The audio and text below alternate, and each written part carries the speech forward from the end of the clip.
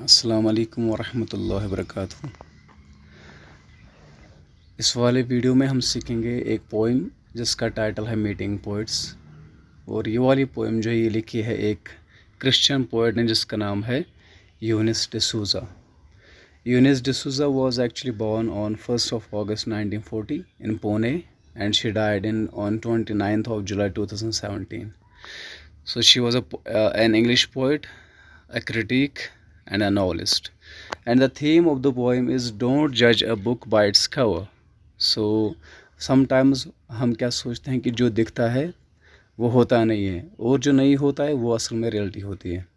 बहुत ही vast topic है ये, इंशाल्लाह इस पर बात करेंगे आगे भी। तो हम सीधा पोएम को पढ़ेंगे। सो मीटिंग पॉइंट्स अगर आप देखेंगे स्ट्रक्चर पर तो खाली इसमें कुछ ही लाइन्स हैं, 1 2 3 4 5 6 7 8 9 अबाउट 9 लाइन्स पोएम है। तो आप ऐसी पोएम को जिसमें या ऐसा स्टेंजा जिसमें 9 लाइन्स हो आप उसको कह सकते हैं a Spenserian stanza. So Spenser was actually a poet in English.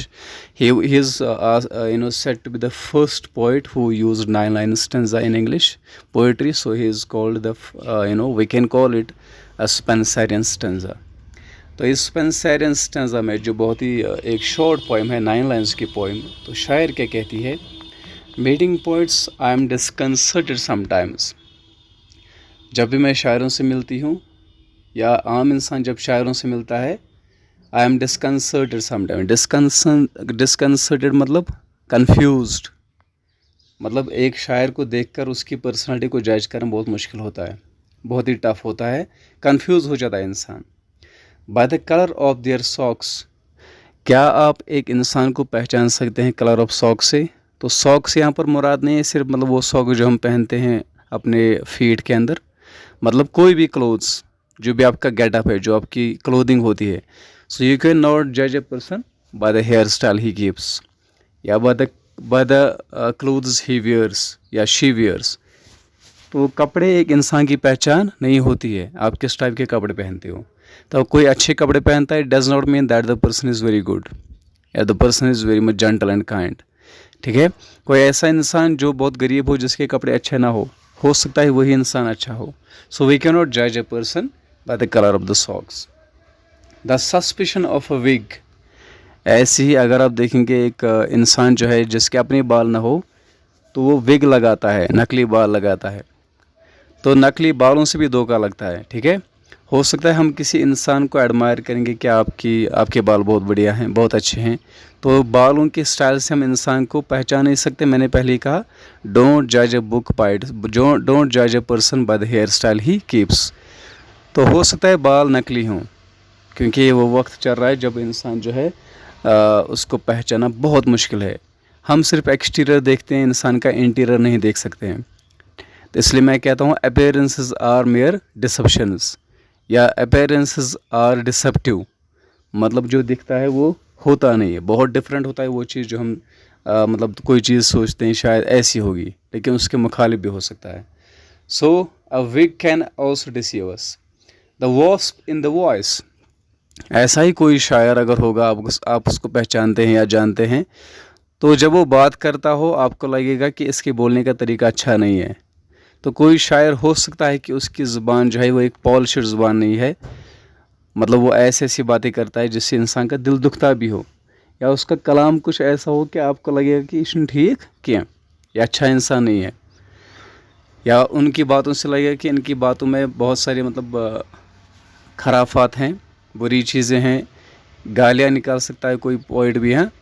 तो उसकी ज़ुबान एक पॉलिश्ड ज़ुबान नहीं हो सकती, या जब वो किसी को बुलाए तो थोड़ा ऊंचे लहजे से बुलाए या किसी को हुक्म दे, है ना। तो इस तरह से मतलब एक शायर जो है हम उसकी स्पीच से उसको पहचान नहीं सकते हैं। तो अब तक शायर ने कहा सॉक्स या क्लोथ्स, दूसरी बात कही विग, तीसरी बात कही वॉइस, ठीक है, बोलने का तरीका। ये पैरामीटर्स नहीं है, ये पैरामीटर्स नहीं है, ये मतलब जजमेंट के लिए अच्छी चीज़ें नहीं हैं। आप ऐसे जज नहीं कर सकते एक पर्सन को। And an air sometimes of darkness, तो यहाँ पर एयर जो मुराद है एयर, ये एयर हवा नहीं है, एयर यहाँ पर है बिहेवियर, एक्सप्रेशन। किसी इंसान का बिहेवियर थोड़ा अजीब होता है, बहुत ही अजीब है, मैं रेफरेंस के लिए देता हूँ। आपने देखा होगा कि कोई इंसान जो है ना, उसका कैरेक्टर बहुत अजीब होता है उसके बिहेवियर की वजह से। अगर आपने देखी होगी वो अब क्या था उसका टाइटल, एक एक मूवी मैंने देखी थी कई साल पहले, एक Hollywood movie pirates of the Caribbean. उसमें जो मेन हीरो होते हैं जैक स्पैरो, शायद आपने देखा होगा। वो बहुत ही अजीब अंदाज से चलता है, उसकी मतलब चाल डाल देखकर आपको लगेगा कि ये बिल्कुल भी कुछ जानता नहीं होगा, लेकिन उसका कैरेक्टर कितना स्ट्रांग है इसके अंदर, है ना। तो ऐसे एक इंसान का बिहेवियर, उसके चलने का अंदाज़, उसका बोलने का अंदाज़ या उसका एक्सप्रेशन, ठीक है, ये सारा जो है ये आपको लगेगा कि इसमें डैंकनेस है। डैंकनेस मतलब अनप्लेजेंटनेस उसमें होगी, आप उसको डिसलाइक करोगे, लेकिन ये पैरामीटर्स नहीं है। तो शायर ने अब तक कहा सॉक्स, विक या वॉइस या कहीं एयर या बिहेवियर की बात, तो ये चीज़ पैरामीटर नहीं है। आप यहाँ पर एक इंसान को जज नहीं कर सकते हैं, खासकर एक पोइट को, एक शायर को, ठीक है। इंग्लिश पोइट्री के अंदर अगर आप देखेंगे कुछ शायर जो है ना, जिस्मानी तौर पर वो बहुत नाखिस थे, बहुत ही ज़्यादा कमज़ोर, उनकी हाइट भी ज़्यादा नहीं थी, या कुछ अपाहिज थे, ठीक है, किसी और को कोई और प्रॉब्लम थी। अगर आप चेक करेंगे, एक सर्च करना आप एक पोइट का नाम मैं बोल रहा हूँ यहाँ पर, अलेक्जेंडर पोप। अगर आप चेक करेंगे उसकी फ़िटनेस, उसकी हाइट, उसकी जिस्मानी मतलब क़ुव्वत या उसकी height, he was hardly 4 feet in height, but still then he won lot of praise around the world, ठीक है। तो एक शायर जो है, हम उसको इस चीज़ पर मतलब पैरामीटर ये नहीं होता है कि हम उसकी मतलब पहले जिस्मानी ताकत देखें या उसके कलर ऑफ क्लोथ्स को देखें या सस्पेशन ऑफ विग, मतलब ये सारी चीज़ें हैं, ये धोखा होती हैं। असल में अगर आपको एक शायर को जानना है, अब लास्ट वाली 4 लाइन्स में यहाँ पर शायर बोलेगी कि क्या पैरामीटर है, उसके हिसाब से आप एक शायर को कैसे पहचान सकते हो, ठीक है। तो एक शायर दिखने में थोड़ा अजीब होगा, वो जिस्मानी तौर नाखिस हो सकता है, वो मतलब एक अपाहिज हो सकता है, ठीक है, वो दिखने में अच्छा ना हो, बिहेवियर उसका अच्छा ना हो, शक्ल सूरत अच्छी ना हो।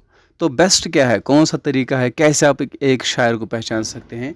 तो यहाँ पर अब शायर ने कहा है best to meet in poems. तो आप उनकी पोएम्स को पढ़ो, आप उनकी शायरी को पढ़ो, जो उनकी पोइटिक वर्क्स हैं, जो मतलब वो लिखते हैं शायरी, आप उनको पढ़िए, उन पोइटिक वर्क्स को पढ़िए, ठीक है। तो उनसे क्या होगा, अब यहाँ पर शायर ने एक मेटाफर यूज़ किया है। मेटाफर मतलब होता है एक कंपैरिजन, जब हम दो चीज़ों को कंपेयर करेंगे आपस में, और उस कंपैरिजन में हम लाइक और एज यूज़ नहीं करते हैं, ठीक है। A comparison made between 2 things when we don't use like और एज। मिसाल हम कहते हैं कभी he is as brave as a lion, तो अगर एज यूज़ हुआ तो सिमिली बन गई। अगर कहेंगे he is a lion, he is a tiger, he is a crow, तो हम कंपैरिजन करते हैं विदाउट यूजिंग लाइक और एज। तो ये होता है, इट इज़ कॉल्ड मेटाफर। तो शायर ने अब यहाँ पर एक मेटाफर यूज़ किया है, कूल स्पेगलेट शेल्स। अगर आप देखना चाहते हैं एक शायर को, उसकी पोइम्स को आप पढ़िए, ठीक है। अब अगर आप जज करना चाहते हैं एक शायर को, तो उसकी पोइटिक वर्क्स को पढ़िए। उसकी पोइटिक वर्क जो है ना, वो एक शेल की तरह छोटी दिखेगी। एक सी शेल कितना होता है अगर आप देखेंगे, एक सी शेल आप हाथ में कई सी शेल्स ले सकते हैं, बहुत ज़्यादा कम, बहुत ज़्यादा मतलब उनका मतलब अगर आप देखेंगे बहुत कम होती हैं वो, है ना। एक हाथ में आप कई सी शेल्स ले सकते हैं। तो अगर एक कूल स्पेगलेट शेल की तरह एक शायर की पोइम होगी बहुत छोटी, लेकिन in which one hears a sad but distant sea, लेकिन ये कूल स्पेगलेट शेल जो है ना, आप अगर देखेंगे तो इससे आपको याद आएगा एक बड़ा ओशन, एक ऐसा ओशन जो बहुत वास्ट होता है। आप ईस्ट वेस्ट नॉर्थ साउथ की तरफ देखो, कहीं पर आपको कोई लिमिट नहीं आएगा, कोई लिमिट नहीं है उस सी का, मतलब बहुत ज़्यादा वास्ट। मतलब क्या है कि एक शायर की पोइम जो है वो एक सी शेल की तरह छोटी आपको दिखेगी, ठीक है, लेकिन उसके अंदर इतना ज़्यादा मानी होगा, इतनी मीनिंग उसके अंदर भरी होगी कि आप मतलब अगर देखेंगे तो एक समंदर उसमें समा जाएगा, इतनी ज़्यादा मीनिंगफुल बातें उसके अंदर होंगी। तो ऐसे शायरों की बहुत सारी, एक अगर हम एक शायर उठाएंगे, एक काउपलेट उठाएंगे, उसको तशरीह करेंगे, तो कई किताबें हम लिख सकते हैं उस पर, ठीक है।